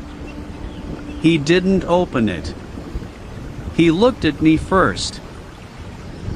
Raymond, I need you to hear this slowly. Don't react until I finish. In 30 years, Marcus Webb had said that to me exactly twice. Both times he had been right to say it. Go ahead, I said. Her name is not Vivian Marsh. He said it the way he said everything difficult. Directly. Without softening. Because we were too old and had been through too much for softening to be useful. Her legal name, her birth name, the name on her original Social Security record, is Vera Maslow. She was born in Fresno in 1972. Her father worked in agriculture. Her mother cleaned houses in the Tower District. He picked up his coffee. The Vivian Marsh identity was constructed in 2004. New name. New backstory. Private school records that don't trace back to any actual institution when you pull the original enrollment data. The San Francisco family she claims, the Marsh family. The Pacific Heights apartment. The private school on Broadway. None of it existed. She built it piece by piece over 2 years and she has been living inside it for 20. The deck was very quiet. Somewhere below us, a wave broke against the rocks. 2 previous marriages, Marcus continued. Both under the Vivian Marsh identity. First husband was a real estate developer in Portland. Gerald Whitfield. 64 when they married. She was 38. Married 3 years. Divorced. He lost approximately $2.3 million in the settlement. Complicated by the fact that significant assets had been transferred out of joint accounts in the 18 months before the filing. He looked at me steadily. Second husband was a retired surgeon in Scottsdale. Dr. Paul Okafor. 68. Married 2 years. He died of a cardiac event 14 months into the marriage. The estate was contested by his adult children who alleged financial irregularities in the months before his death. The case was settled out of court. The terms were sealed. The coffee cup in my hand had gone very heavy. Raymond was the third target, Marcus said. He said my name like it was a category. A data point in a pattern that had been running for 20 years. And something about that landed differently than anything else he had said. She found you 8 months after Diana died. The Pacific Crown acquisition was in the news. Your net worth was public knowledge. He paused. I don't think she expected to be with you for 2 years before executing the plan. I think something happened that she didn't anticipate. What do you mean? Marcus set his coffee down. He looked at the ocean for a moment. I talked to Gerald Whitfield last night. The Portland developer. He was easy to find. He still talks about her apparently to anyone who asks. He said Marcus stopped, chose his words. He said that Vera was different from what she performed. That there were moments early in the marriage before the transfers started where he believed she was genuinely present. Genuinely there. He met my eyes. He said she was the most convincing person he had ever met. And he couldn't always tell even now which parts had been real. I thought about the first year. Before the wine. Before the evenings where I noticed myself agreeing to things I would normally have questioned. The year where Vivian had been what? Careful. Attentive. Present in the way that a person is present when they are paying very close attention to you. I had read it as affection. I had read it as a woman who had chosen like me to try again after loss. I had been a case study in California. I said, if a marriage is entered into under a fraudulent identity, false name, constructed background, deliberate misrepresentation of who the person is, that constitutes grounds for annulment. Not divorce. Annulment.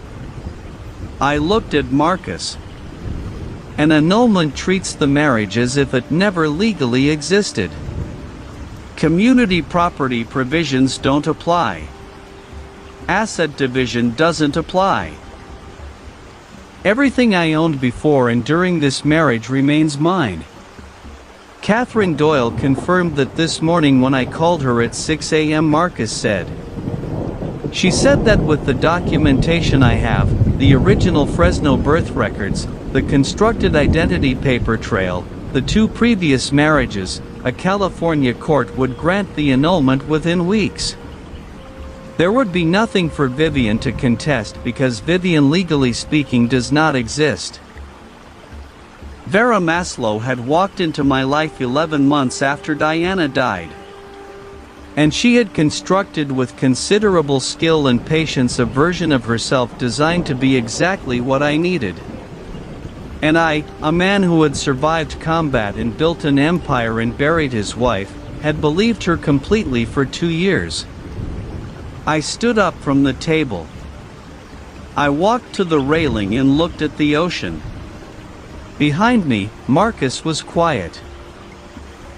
He understood, as he always understood, the difference between a silence that needed filling and one that needed to be left alone. I thought about Claire in the hospital bed, the bruise on her neck. The careful way she had said it was an accident. Protecting me from worrying, even as she lay in a hospital bed that someone had put her in deliberately. I thought about my daughter picking up scattered portfolio pages off a design room floor for the second time while no one stayed to help her. I thought about a glass of red wine handed to me every evening by a woman whose real name I had never known. "Raymond," Marcus said quietly behind me. "I'm all right," I said. "I know you are. That's not why I'm saying your name." He paused. "There's one more thing in the envelope. I want you to decide if you want to see it now or later." I turned around. "Now." He opened the envelope and slid a single photograph across the table. It was a surveillance image, slightly grainy. The parking structure at Era Fashion Group. Timestamp 3 days before Claire's birthday. The image showed a woman in dark clothing crouching beside a silver sedan doing something near the rear wheel well. The woman's face was turned just enough toward the camera that it was identifiable. "Cassandra Marsh. That's Claire's car," Marcus said. "The silver Civic she drives." Cassandra was tampering with the brake sensor housing.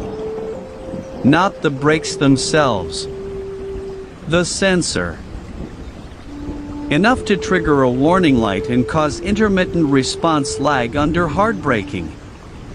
He kept his voice completely flat. "The accident on Bunker Hill. The SUV hit her from behind on a steep downgrade. If she had braked hard to compensate, the sensor lag would have stopped." I said. Marcus stopped. I picked up the photograph. I looked at it for a long time. Then I set it back down on the table very carefully. Smoothed the edge with one finger and looked at Marcus across the table. "Tomorrow night," I said. "The gala." Marcus nodded. "Everything is in place." "Then we're done collecting," I said. "Tomorrow we move." The first call I made that morning was to Era Fashion Group's majority shareholder. His name was Douglas Fun. 73 years old. Third-generation California money. The kind of man who had inherited enough to be comfortable and built enough on top of it to be serious. I had known Douglas peripherally for 15 years. The way you know people in certain financial circles. Well enough to call. Not well enough to have called before now. He picked up on the third ring. "Raymond Holt," he said. His voice carried the particular warmth of a man genuinely surprised to hear from someone he respected. "It's been a while." "It has," I said. "Douglas, I'm going to be direct with you because I don't have time for anything else. I want to buy your Era position. All of it. Today." A pause. "Raymond, I hold 40% of." "I know what you hold. I also know the company has been underperforming its projections for 3 consecutive quarters and that you've been looking for a structured exit since February." I had spent 2 hours the previous night reviewing Era's financial filings. "I'm prepared to offer you a 15% premium over current market valuation. Cash. Wire transfer. Same day. No conditions. No earnouts. No board seat requirements." The silence on the other end lasted 8 seconds. I counted. "That's a serious offer," Douglas said carefully. "I'm a serious man," I said. "I need an answer by noon." He called back at 11:40. We had a deal. By 2 in the afternoon, Marcus had coordinated with my investment team, and the wire transfer was processing. As of 3:17 p.m. on a Wednesday afternoon in September, I owned 60% of Era Fashion Group. That was important. Sandra Vance would not know until tomorrow evening. Standing in the Beverly Hills Ballroom, where Era's annual fashion gala was scheduled to begin at 7 p.m., when it would be far too late for the information to be useful to anyone on the wrong side of this. At 4, Marcus brought Detective Aaron Reyes to the Malibu house. Reyes was 44. LAPD Robbery Homicide Division. A compact man with careful eyes and the unhurried manner of someone who had learned long ago that urgency and accuracy were frequently in conflict. Marcus had served with his older brother in the Corps. That connection mattered. Not because it changed the law, but because it meant Reyes arrived willing to listen rather than skeptical before I opened my mouth. I laid everything on the kitchen table. The toxicology report from Dr. Hatch. I looked at it for a moment. The Nevada LLC documentation connecting the household account transfers to the vehicle rental used in Claire's accident. I would read it later. The surveillance photograph Not of now. Cassandra at Claire's car Now in the was Era not for parking that. structure. The Era Janet team. Morse's written statement, I said, signed and dated, delivered Sandra through Catherine Vance Doyle received a that formal morning. notification this morning The from financial James record Whitfield's showing office, 22 your months of corporate systematically attorney, informing her structured that as of transfers below the yesterday automatic afternoon, review a controlling threshold. interest in Era Fashion Group has been The acquired by documentation Hope of Vera Capital Holdings. Maslow's constructed identity and the She has two been previous advised that a marriages. transition meeting will be scheduled Reyes for went next through it week, and that all methodically, existing page by employment page, contracts without remain comment. in effect pending review. When he finished, he closed Marcus's the last expression folder was and looked at carefully me neutral. across the table. She called the office This is 4 times substantial, between he 7 said. and 8 this morning. I know what it is, I did I not said. return the calls. I need to know what you can She'll do be with at the it by gala tomorrow tonight. evening. I said, Reyes looked at Marcus. she will, Marcus Marcus looked at the table. said. Front of house as usual. Reyes looked back at me. She'll learn the full picture The criminal when everyone poisoning else does. charge under PC I stood up 347 from is the strong. I The tox carried my report coffee alone to the is enough window to that open a faced the formal ocean. investigation. The morning was The clear. vehicular assault charge based on Genuinely the rental clear. documentation and the marine surveillance layer image. completely gone. He tapped the photograph Pacific of running Cassandra deep at blue Claire's all the way car. to the horizon. That's going to The kind of require our own California forensic morning that looked like a verification of the promise. brake sensor tampering. Marcus, I said. I can have a tech look at the Claire is vehicle being today if discharged it's from accessible. Cedars-Sinai at noon. Claire's car is still I in need the a car impound for from her. the accident. Already arranged. Marcus said. She'll be I at can the have hotel access by 1. arranged within the hour. Hair and makeup at 4. Reyes nodded. He paused. If the She forensic told me confirms to the tell you that tampering, she's wearing combined blue. with the rental trace, I can have Diana's arrest color. warrants drafted for Cassandra Marsh Claire on always vehicular wore blue assault when she with wanted intent. to feel her mother close to That's her. PC I looked 245. at the ocean for another And moment. for Vivian Holt or Vera Then I Maslow turned from on the PC window, 347, straightened my jacket, criminal and picked poisoning, up my and keys. PC 368, elder One more financial thing, abuse. I said. He The paused. flowers, Marcus said before I Mr. could Holt, finish. I want to be clear about I something. looked at him. These warrants I had will them be delivered executed to our on my hotel room timeline this following morning, proper he said. procedure. Sunflowers. I understand you have a 2 specific dozen. setting in mind for He tomorrow allowed evening. himself a small smile. I can't have officers She present. sent me a photograph. But the moment of arrest They're is in a determined coffee by mug on the operational bathroom readiness counter. and legal sufficiency, not I by. looked at Marcus Webb across I the understand kitchen of the completely, Malibu house. I said. 30 years I'm not of asking friendship. you to perform for an 2 audience. combat deployments. I'm telling you where the subjects will be empire. tomorrow evening so that your And more officers can difficult execute mornings than efficiently either in of a us would controlled ever count. environment rather than and conducting I a felt search something across the settle in my city. chest that had not been I settled met his in a eyes. very long time. Is that Let's go, something you I can said. work with? The Beverly Reyes Hills Ballroom considered held me for a 400 moment. people, and tonight every Then he seat was picked up filled. his pen. I arrived Give at me the address of 6:55. the venue.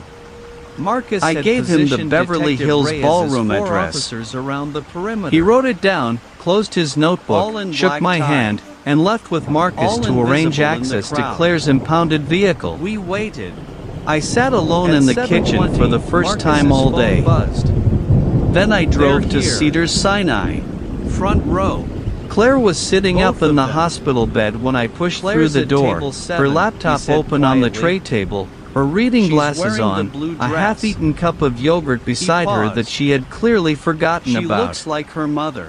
She looked better I than did yesterday. not answer that. The bruise on At her neck had 7:40, deepened to a Vivian dark stood purple, up without but the being swelling called. around her eye had reduced She and her moved color toward the was stage back. with Cassandra beside She her. looked up when I came in. Ivory and black.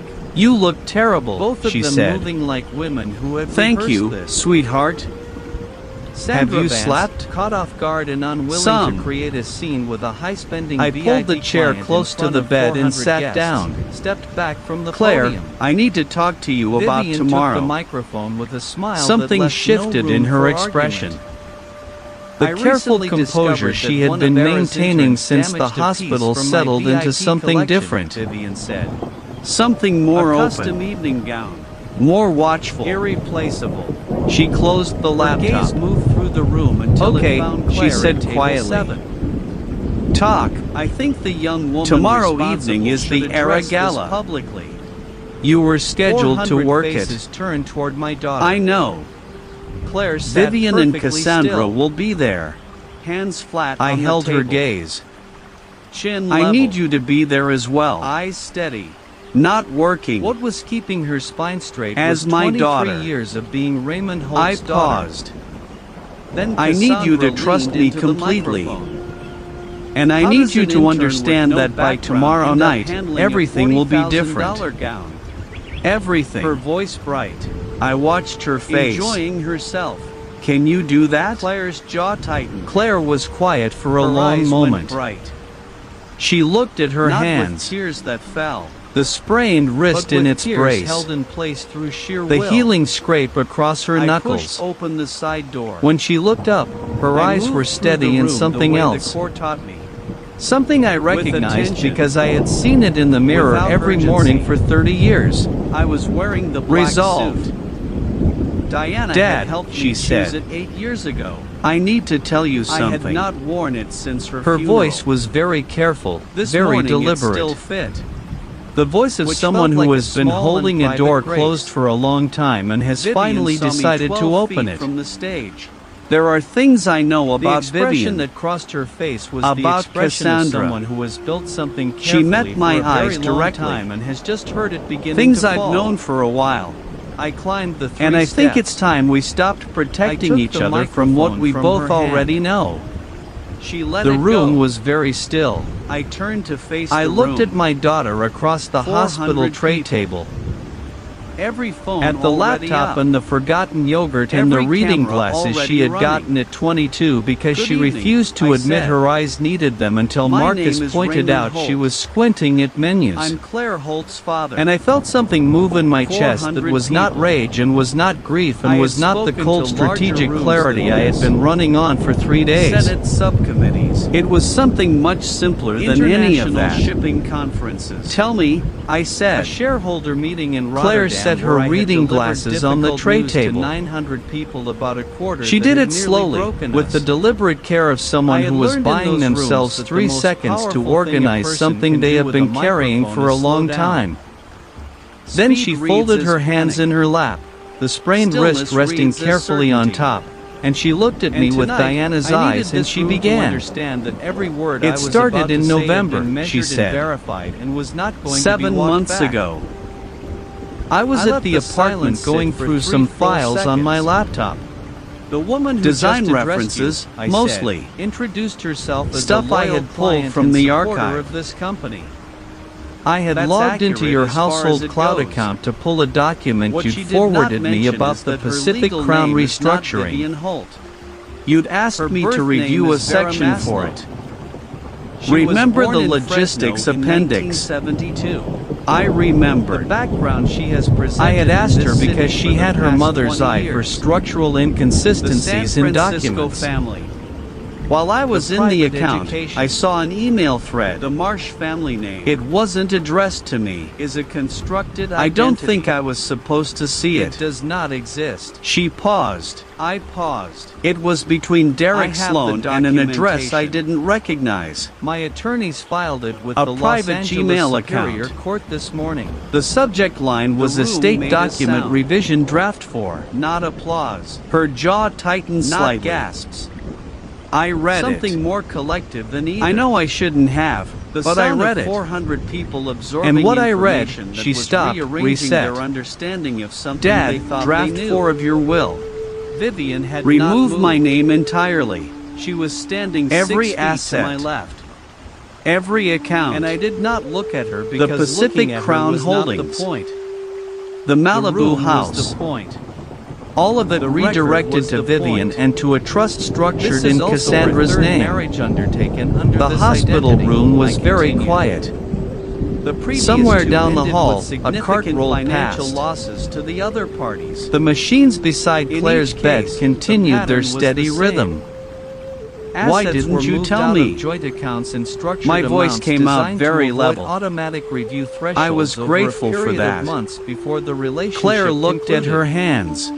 I looked out. Because I didn't have proof that you hadn't asked for it. She looked up. That was the thing, Dad. I saw a draft will that cut me out completely, but I had no way of knowing whether you had requested it. Whether you and Vivian had decided together. She stopped. You were happy. Or you seemed happy. You'd stopped doing some of the things you used to do. Reviewing documents late at night. The Saturday morning calls with Marcus. And I told myself maybe you were just relaxing finally after everything with Mom. Her chin moved. I didn't want to be the daughter who accused her father's wife of fraud because she was worried about her inheritance. I didn't want to be that person. Claire, let me finish. She said it gently but firmly. The way she said most things. I started paying attention after that. Carefully. I started keeping notes. Dates. Observations. Things that didn't add up. In January, I noticed you were slower on the phone. Your responses took a half beat longer than they used to. You repeated a detail in conversation twice in 1 week. Something you had never done before in my entire life. She met my eyes directly. I Googled the symptom profile. What I found kept coming back to one category. Prolonged low-level sedation. She took a breath. I thought about the wine. I had watched Vivian pour it for you every evening for over a year. Always the same ritual. Always the same bottle opened by her, handed directly to you. Another breath. In February, I called Marcus. I went very still. I didn't tell him what I suspected, she said quickly. Not directly. I called him on a Saturday morning the way I used to when I needed to talk through something without worrying you.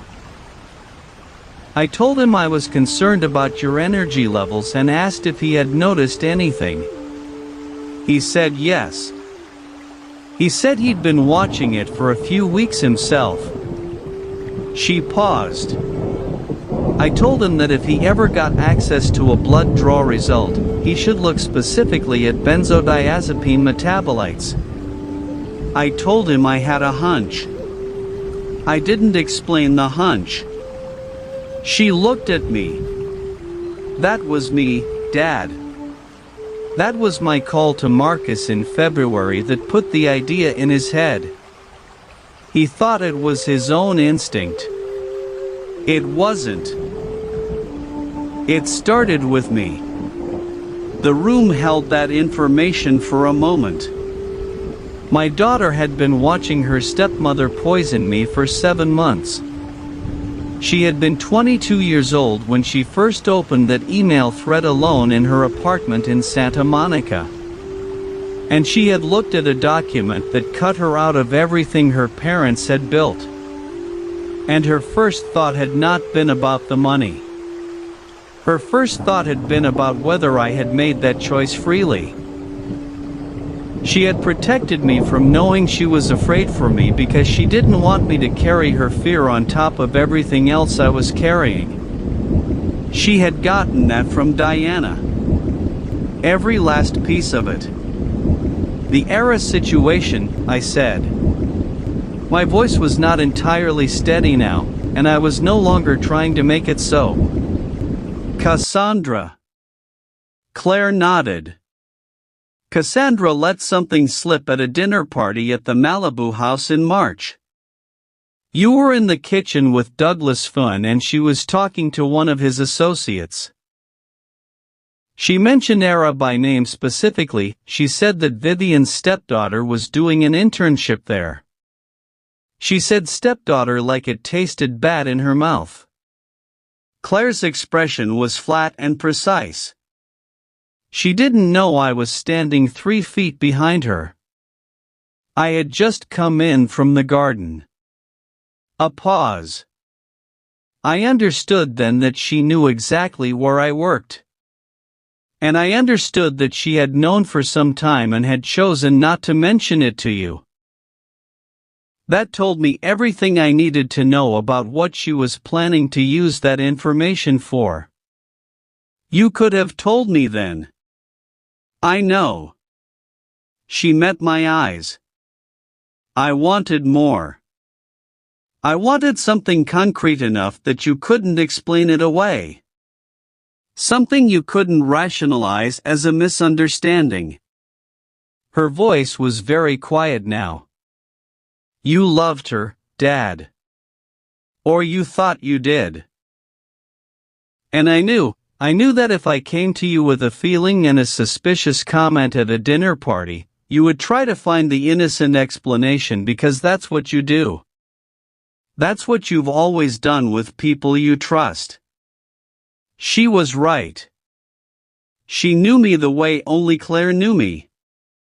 So I kept building, she said. I documented everything. I photographed the email thread on my laptop screen. I started keeping a written record. Dates. Observations. Specific incidents. In a notebook I kept in my locker at Era. Not at the apartment because I didn't know if someone had access to the apartment. She tilted her head slightly. My laptop went missing 3 weeks ago from my apartment. I know, I said. The notebook wasn't in the apartment, she said. Cassandra took the laptop and found nothing useful on it. Something moved through her eyes. Not satisfaction exactly. But the particular expression of someone who had anticipated a move and prepared for it. Everything I have is in the locker. Untouched. I looked at my daughter. 23 years old. Bruised and braced. And sitting in a hospital bed, calmly describing 7 months of parallel intelligence work that she had conducted alone in silence to protect me from a danger she had identified before I had any idea it existed. Claire, I said. I reached out and took her right hand carefully. Tomorrow night at the gala, I need you to bring the notebook. She reached under the pillow beside her. She put the notebook on the tray table between us. I had Marcus bring it from the locker this afternoon. She said. While you were meeting with the detective. I stared at the notebook. Then I looked at my daughter. You knew about the detective? I said. Marcus tells me things, she said simply. He always has. The smallest smile crossed her face. The first real smile I had seen from her since before her birthday. Dad, we've been running the same operation from different ends for 7 months. I think it's time we compared notes. I looked at her for a long moment. Then I laughed. It came out rough and real and slightly broken at the edges. The laugh of a man who has been operating on cold fury and no sleep for 3 days and has just discovered that the person he thought he was protecting had been protecting him right back. Your mother, I said, would be absolutely insufferable about this. Claire's smile widened. She really would, she said softly. I was home by 10:30. Vivian was still awake. She was in the living room when I came through the side door, sitting on the cream sofa with a book open in her lap and a cup of herbal tea on the side table. The picture of a woman spending a quiet evening at home. She looked up when I came in and her expression arranged itself into something warm and slightly concerned. The expression she had been performing for 2 years with considerable skill. You're late, she said. Is everything all right? Fine, I said. I had some calls to catch up on. I set my jacket over the arm of the chair across from her. How was your evening? Quiet. She smiled. I missed you at dinner. I looked at her for a moment. The cream silk robe. The herbal tea. The book opened to a page I was certain she had not been reading. The performance was flawless. It had always been flawless. The difference was that I was watching it now from the other side of the glass. The way I had watched her through the frosted panels at Era. And what I saw was not a woman, but a construction. Intricate, patient, and completely hollow at the center. I'm going to bed, I said. The gala is tomorrow evening. I have an early call. Of course. She rose from the sofa, crossed the room, and pressed her hand briefly against my arm. The habitual gesture. Warm and practiced. Sleep well. I went upstairs. I did not sleep until 2. When I did, I slept without dreaming. The deep blank sleep of a man whose mind has finished its work and is simply waiting for morning. At 6 a.m., the alarm pulled me out of it. I stood in the bathroom for a long moment, looking at myself in the mirror. 70 years old. Gray at the temples. Lines around the eyes. The particular weathered quality of a face that has spent significant time outdoors and under pressure. I had looked at this face every morning for decades and mostly paid it little attention. The way you pay little attention to the furniture in a room you know well. This morning I looked at it differently. I thought about the last 8 months. The mornings I had noticed the tremor in my hands and told myself it was age. The evenings I had felt the slow comfortable heaviness settle into my thinking after the wine and told myself it was contentment. The meetings where I had nodded at things I should have questioned and told myself I was mellowing finally after a lifetime of being too precise about everything. All of it manufactured. All of it designed. And yet, looking at the face in the mirror, I was still here. The plan had not worked. The will had not been signed.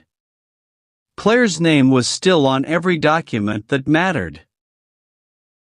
And by this time tomorrow, the architecture that Vera Maslow and her daughter had spent 22 months constructing around my life would be rubble. I showered, shaved, and went to the closet. The Hugo Boss suits hung in a row on the right side. I had 3 of them. Charcoal, navy, black. All hand-tailored. All impeccable. All purchased for the kind of occasions that required a man to look like what he was without any ambiguity. I had worn them to board meetings and contract signings, and once to a Senate subcommittee hearing on maritime shipping regulations where I had testified for 2 hours without notes. I took the black one off the hanger. Marcus arrived at 8 with coffee and the morning's final briefings. He sat across from me at the kitchen table and went through it with the methodical efficiency of a man running a military operation, which in certain respects was exactly what this was. Detective Reyes confirmed 40 minutes ago, Marcus said, not looking up from his notes. The forensic tech examined Claire's car last night. The brake sensor housing had been manually compromised. A small adhesive obstruction on the contact surface.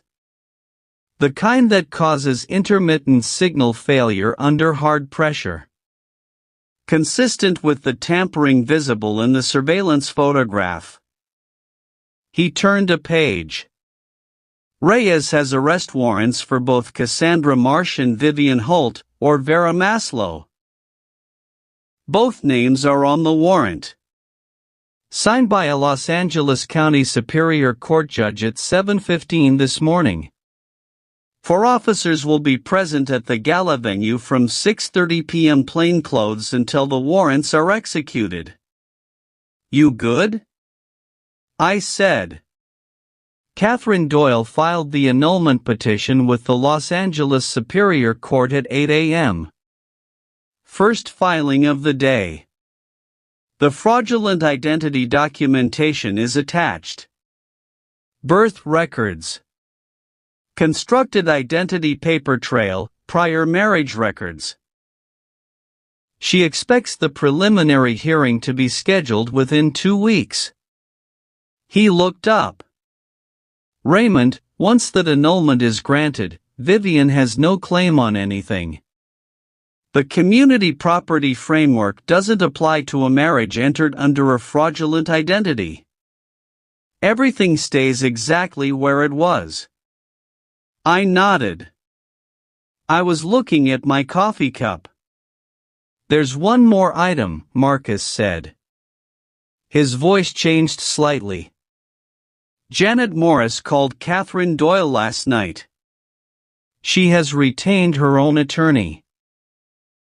A woman named Barbara Chu in Westwood.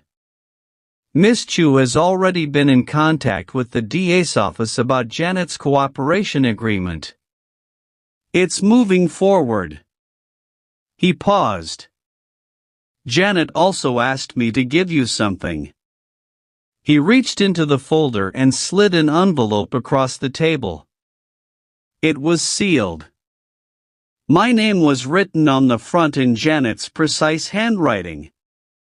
The same handwriting I had seen on 12 years of memos and calendar reminders and notes left on my desk with the morning mail.